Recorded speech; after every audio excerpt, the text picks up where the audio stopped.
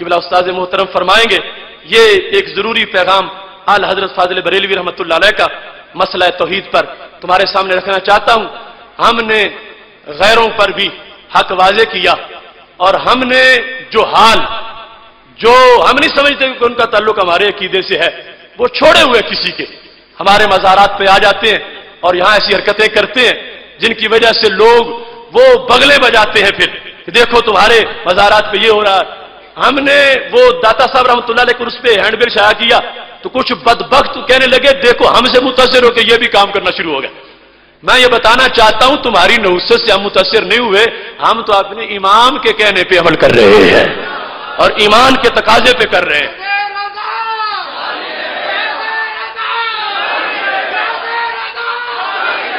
یہ فتاوی رضویہ شریف ہے، جلد نمبر 9 ہے، اس کے اندر حضرت کی خدمت میں عرض یہ ہے کہ بزرگوں کے مزار پر جائیں تو فاتحہ کس طرح سے پڑھا کریں اور فاتحہ میں کون کون سی چیز پڑھا کریں۔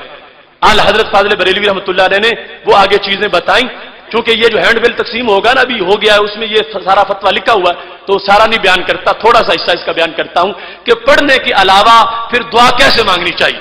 فرماتے ہیں کہ پھر یعنی پڑھنے کے بعد اپنا جو مطلب جائز شرعی ہو اس کے لیے دعا کرے اور صاحب مزار کی روح کو اللہ عز و جل کی بارگاہ میں اپنا وسیلہ قرار دے، پھر اسی طرح سلام کر کے واپس آئے۔ کس طرح؟ فرمایا جیسے پائنتی کی طرف سے جائے اور کم از کم 4 ہاتھ کے فاصلہ پر مواجہ میں کھڑا ہو جائے، یعنی قدمین شریف کی طرف سے جائے اور جہاں چہرہ مبارک کے قبر میں اللہ کے ولی کا وہاں سے 4 ہاتھ دور کھڑا ہو کر پڑھے اور پھر دعا مانگے اور کہنے لگے مزار کو نہ ہاتھ لگائے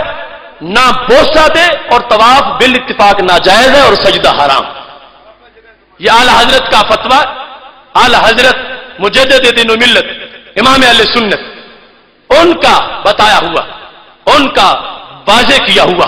اور ان کا سمجھایا ہوا انداز جو ہے اس کے مطابق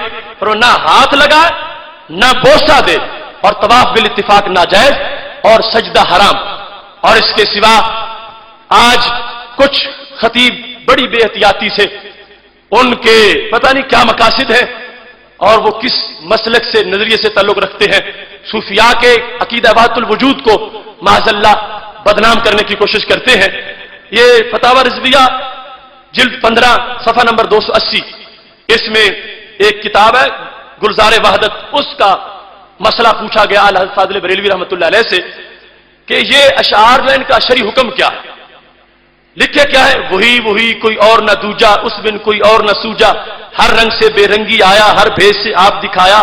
آپ ہی دیکھے آپ دکھاوے، پھر وہ آپ کو آپ سراوے، کہیں محمد ہو کر آیا، ہادی مادی نام درایا۔